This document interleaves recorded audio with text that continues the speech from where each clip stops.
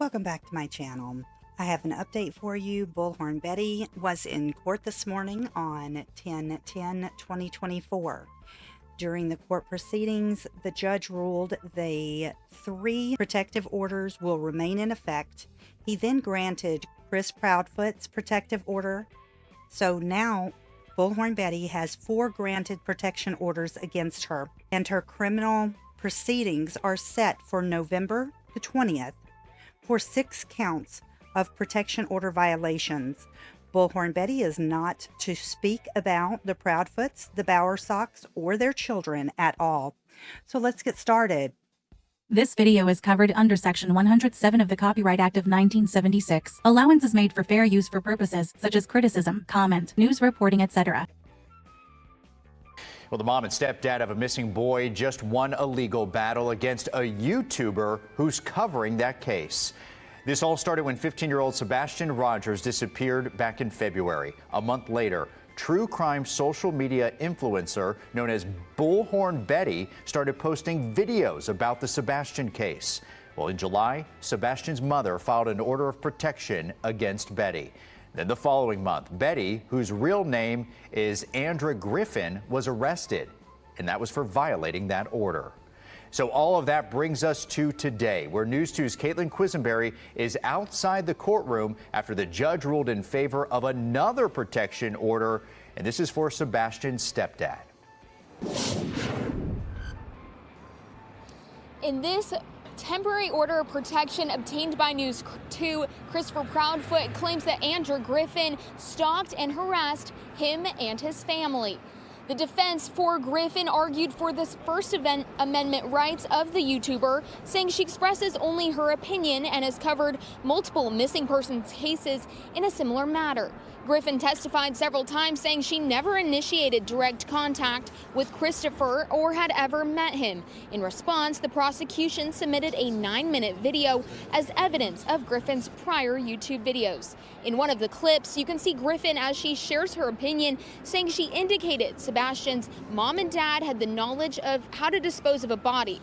She added she believes they may have had something to do with Sebastian's disappearance. It is important to note that law enforcement has not said any foul play was involved in the disappearance of Sebastian.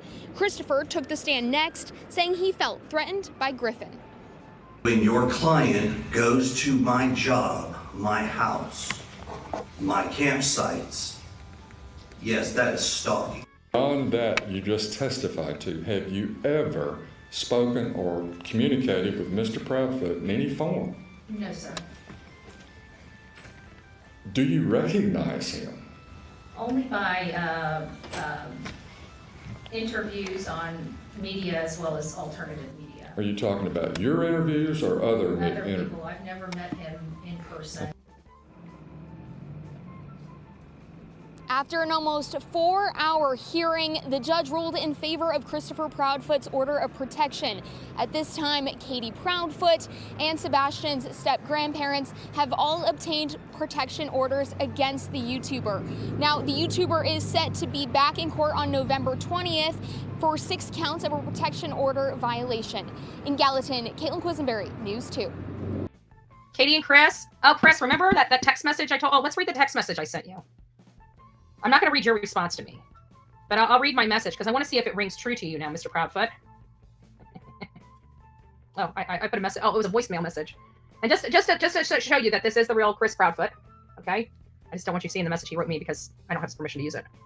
That was weird. I didn't play my voicemail clip. Hi, Chris. It's Bullhorn Betty. I did want to stop by because I saw you on another channel that protects criminals, which is kind of odd that you circulate those channels. However, there was one comment that you made about how we need to take law classes. And I just wanted to let you know, I don't know if you know this about me, but I worked in law offices for years. I have a paralegal degree and I graduated with honors, as a matter of fact. So I know you think I'm an idiot and don't know what I'm doing, but I can promise you I do. And I've done investigative work on cases just like this many other times.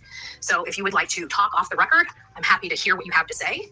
But honestly, this is where I stand. So take it for what you will. So, Chris, I just wanted to let you know, how do you like me now? I mean, you didn't like me before. But I just want to let you know, knock, knock. Hi, I'm Bullhorn Betty.